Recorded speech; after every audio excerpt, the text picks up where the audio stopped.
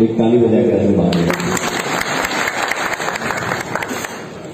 इस बैनर पे मुझे काम करने का मौका मिला और सबसे बड़ी सौभाग्य ये है, जिस फिल्म का नाम है मेरा भारत महान, ऐसे फिल्म में मुझे काम करने का मौका मिला, इससे बड़ी किसी कलाकार के लिए कुछ हो ही सकती है।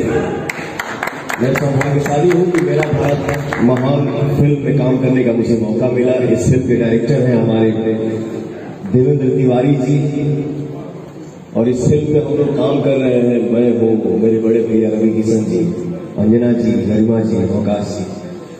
तो हम सब सौभाग्यशाली हैं कि मेरा भारत महान फिल्म में काम करने का हम लोगों को मौका मिला। Thank you.